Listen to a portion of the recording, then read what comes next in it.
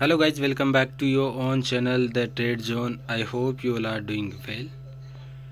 Today 6th February 2023 Monday का दिन, एक नए वीक की शुरुआत। लेकिन इस हफ्ते की शुरुआत एक अच्छी शुरुआत नहीं है, एक बड़ी चुस्त सी शुरुआत हुई है। निफ्टी और बैंक निफ्टी ने आज एक ऑलमोस्ट फ्लैट ओपनिंग दी और उसके बाद पूरे दिन एक रेंज के अंदर ट्रेड करते रहे। बैंक निफ्टी ने 17,800 के ऊपर ओपनिंग हुई और उसके बाद 17,700 के लेवल को टेस्ट किया अर्ली मॉर्निंग 10:30 11 तक, और उसके बाद सिर्फ 30-40 पॉइंट की रेंज में पूरे दिन ट्रेड करते रहे। जैसे मैंने आपको वीकली व्यू में बताया था कि निफ्टी और बैंक निफ्टी जब तक 17,800 और 42,000 के लेवल के ऊपर सस्टेन नहीं करती है, आपको बुल नहीं रहना है। आपको मार्केट के अंदर गिरावट ही एक्सपेक्ट करनी चाहिए। जैसे मैंने आपको बताया कि मैं इस मार्केट में अभी भी बियरिश हूँ।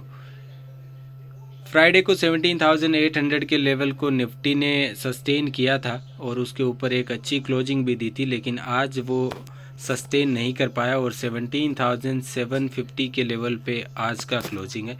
और एक चार्ट भी बन रहा है, एक पैटर्न भी निफ्टी के अंदर बना है। अगर अपन 30 मिनट्स के चार्ट पे अगर देखेंगे तो जब तक ये पैटर्न ब्रेक डाउन या फिर ब्रेकआउट नहीं होगा तब तक इसमें आपको एक अच्छा मूव आते हुए नहीं दिखाई देगा।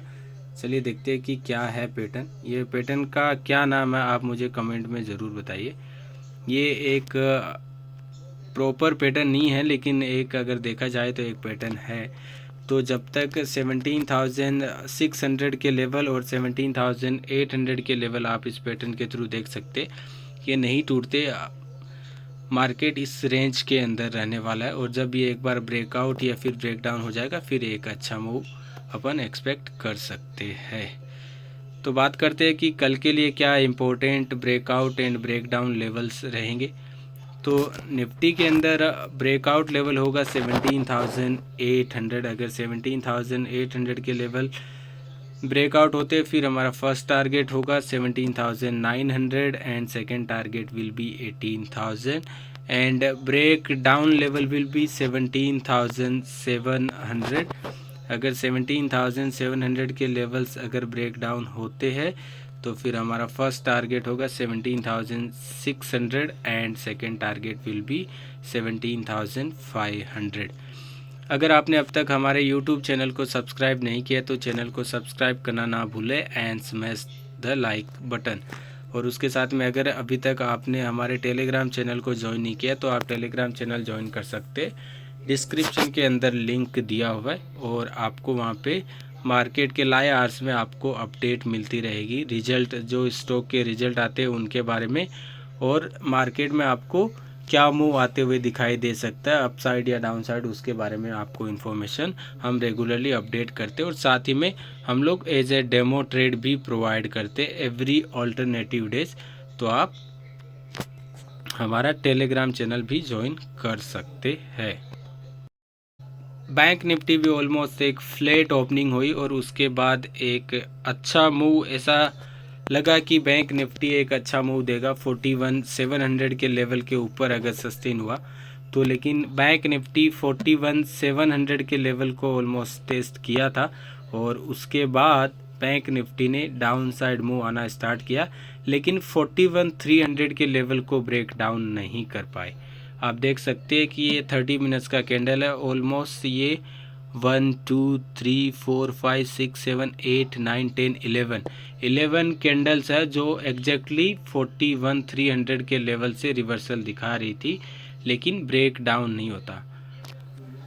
अगर ये लेवल्स अगर ब्रेक डाउन होते 41,300 के लेवल्स तो फिर हमें 41,000 तक का मूव आते हुए दिखाई दे सकता था, अच्छा डाउन साइड।